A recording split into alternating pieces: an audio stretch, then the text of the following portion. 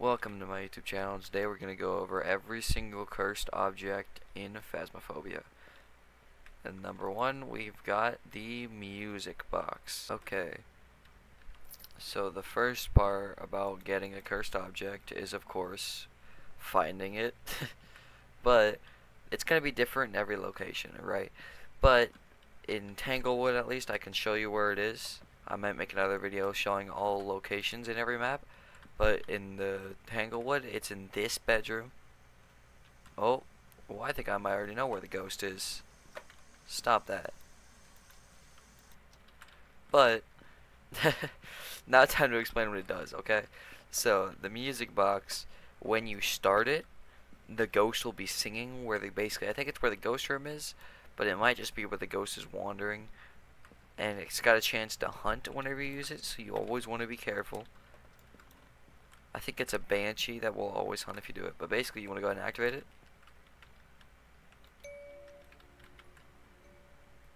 And if I listen, I can hear him. And see, he's that way.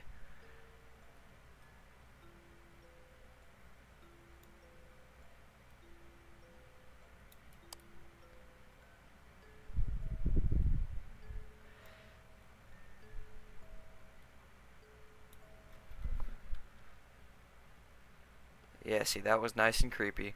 But basically, see how you can kind of hear it.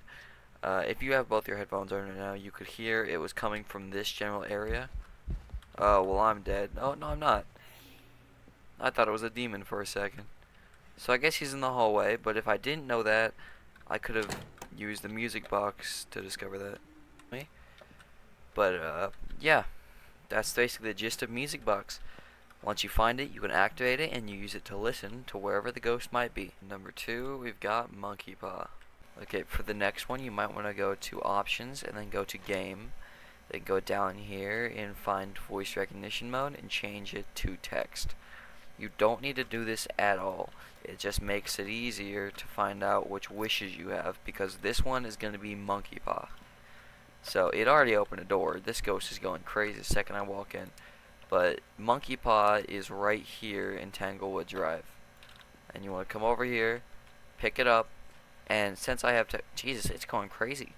Since I have text on, I could just click this and see all these wishes. So these are all the wishes.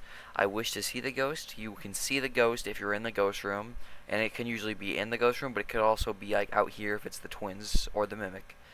I wish for activity it'll break the breaker, slam the door, and you'll be locked in here for about, I think it's 2 minutes that you're locked in this house, but the ghost will do a bunch of stuff. It can also hunt, so you need to be careful. I wish to trap the ghost will lock you in whatever room you're in, but it'll also lock whatever the ghost is in. After a minute, the ghost will hunt, and if you're in the house, it will hunt, but sometimes I think you can actually get out of the house and it won't hunt. But I wish to trap the ghost would trap the ghost in a room, and how you can do this, actually, I will show you how to do it, because this is a good one. It will actually trap the ghost, right? It'll lock the door, but the ghost will hunt after a minute. But you could still see where the ghost was. So basically what I'm going to do here is I'm going to go to ghost, then I wish to trap the ghost. Now that'll use one. It'll lock me in whatever room I'm in. Then we wait. I'm going to go ahead and throw this down, and I'm going to skip to the point where it's done locking me in the room. Okay, so I survived the hunt, luckily. Now we're going to come over here. See, my door's locked, and that's not an issue, right? I can just open it. But there's going to be an interesting thing. There's going to be another door locked somewhere in the house, and that's where the ghost is. So if I walk around and I check every door, one of them is going to be locked. And when I find that door, I'll immediately know that that's the room the ghost was in. Now make sure you check every single door, because sometimes it can be sneaky about it. But kind of like when the front door is locked from the hunt, if I walk over here and check it, see, you can see that little lock symbol. Now that's interesting, because it actually might be in the hallway, and that's also an interesting thing. If it's in the hallway, I actually can't see if it's actually shut in here, or it won't lock these doors. See, it might be in the hallway. It might be a hallway ghost. Okay, so it's a hallway ghost, but if it was in one of these rooms, it would be locked and there would be a little door symbol. It's very interesting though because it's just a really good way to know exactly where the ghost is if you know how to use it. On to the next witches. Player, I wish to be sane. It'll bring your sanity to 50 no matter where you are. So it could either be bad, you could be at 100, it'll bring you all the way down to 50, or you could be at 0, or bring you up to 50. Oh, but it's touching all these doors. See, this is definitely a hallway ghost. I wish to leave. Well, actually, if the door's locked in the room you're in, it will unlock the door. Like if it's hunting, if this door is locked right here, and I say I wish to leave, it'll open this door up for me. Oh, ghost orb event. I wish to revive my friend. Will bring one of your friends back from the dead. I wish for knowledge is an interesting one. I'll show you what that does. In weather will simply change the weather. But saying I wish for knowledge is very risky because the ghost will immediately hunt, no matter where you are. And you'll be slightly blind and pretty much completely deaf. So I'll go ahead and show you what it does. I might die.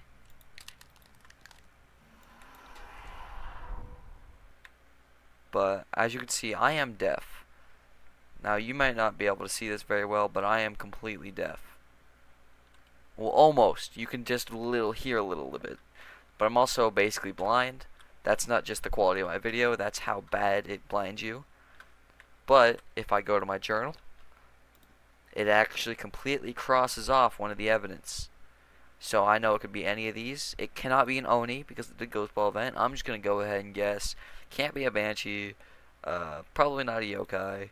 I'm going to guess an Onryo. Maybe I'll get it right. And number 3, we've got all of the tarot cards.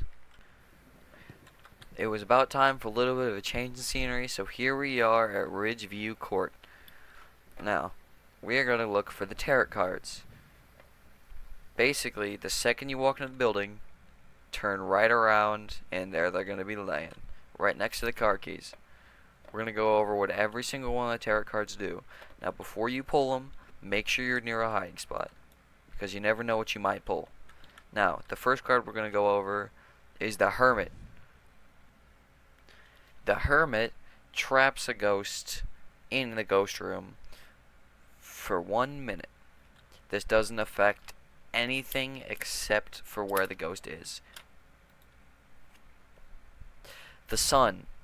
The Sun, I think, completely replenishes your sanity. The Tower. The Tower will give you back one hiding spot that was previously covered up. Death makes the ghost instantly hunt, so I'm going to go ahead and hide here and drop my cards.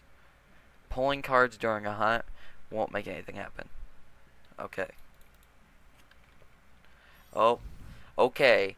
That's important. The Hanged Man would have instantly killed me, but it was a Jester card. A Jester card could be any card. The Jester just basically means the card does nothing. So I was just saved by the Jester, because that would have been a Hanged Man card, which just basically just insta-kills me. So unfortunately, I did not get all the cards in the last one, so we're going to come over here to Tanglewood Drive, and I'll go ahead and show you where the tarot cards are here. So you want to go ahead and walk into this room, come right over here, and boom, tarot cards. Okay, the Moon card takes away all your sanity. I was actually wrong.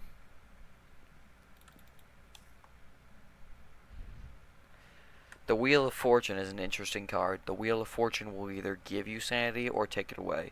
Red means it took some away, and green means it gives you some. It's kind of like playing roulette with your sanity. Okay, so the Devil will actually make the ghost do like a standing ghost event somewhere. See, he's right here for me.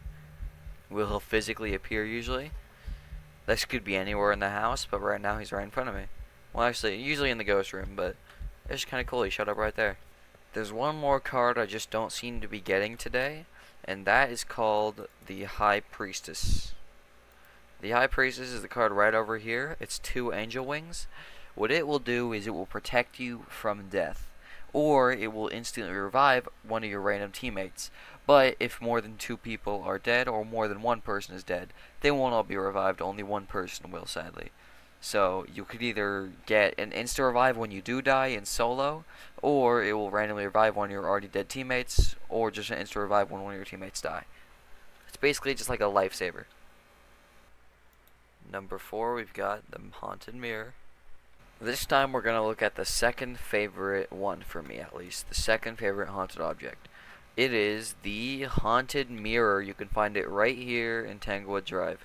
Now what this thing does is when you right click, it will drain your sanity, but it'll show you exactly where the ghost is. So what I just did was I looked into it, right? And if you know where it is, you can walk right over to it, and I know it was in here. It was right here. You could see the tiles on the wall. But something you have to watch out for is you cannot look into this for too long. If you look into it for too long, this will happen. Let me go ahead and run over here and get into a hiding spot. Then never look into this thing for too long.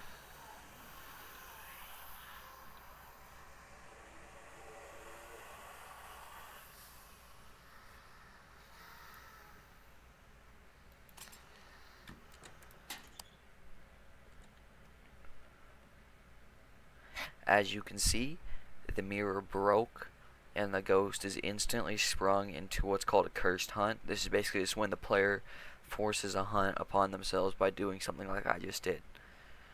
You can look into the mirror for a long while before it does this, but you cannot repeatedly look into it a bunch, otherwise it will just shatter. Number 4, we've got Summoning Circle. This next one is a very annoying one for me. It's my least favorite personally, but it can be found in the basement of Tanglewood Drive. Come around the corner, here it is. It's a pentagram. The pentagram is a summoning circle. And what you do is you light every corner of it. And before I light this last one, there's going to be a little bit of warning. It will instantly appear right here, right? And you can take a picture of it because it'll be trapped and confined for a couple seconds. But the second those seconds are up, it will hunt. So you need to be careful. You need to snap a picture and run. Like this.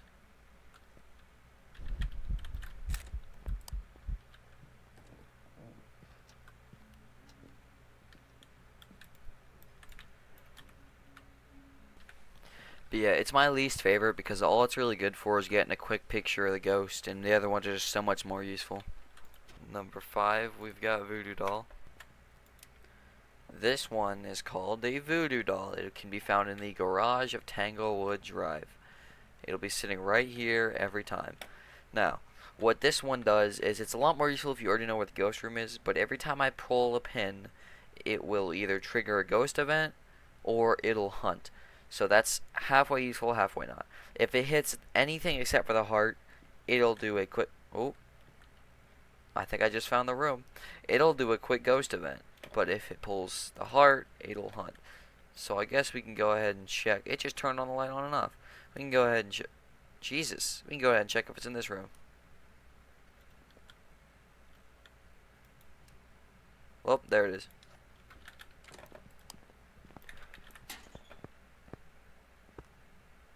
Oh, it's a Deogen. Alright, so this type of ghost is a Deogen. It is very, very slow. I quite literally, completely by coincidence, just found out what this ghost was. Snap a quick picture of you. Smile for the camera, buddy. Got in 4K. I'm gonna take a bunch of pictures of you. But yeah, that's how you use the Voodoo Doll. You just kind of click it. Sometimes it'll make the ghost do something, and sometimes it'll make the ghost hunt. I was very lucky this time to have such good placement and such luck with what the ghost actually ended up being. But yeah, that's how you use the Voodoo Doll. Number 6, we've got a Ouija board, my favorite.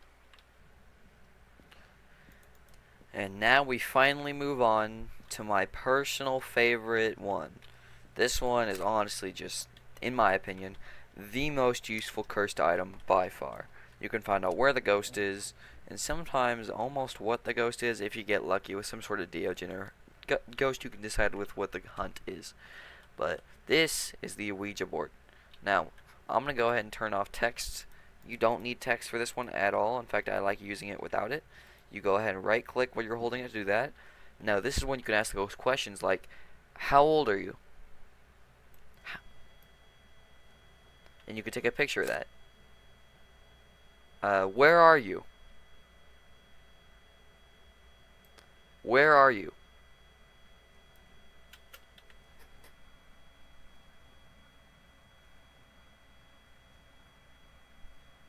I think that said foyer. Immediately on it. So I'm gonna go ahead and show you what happened if I walked away from the board.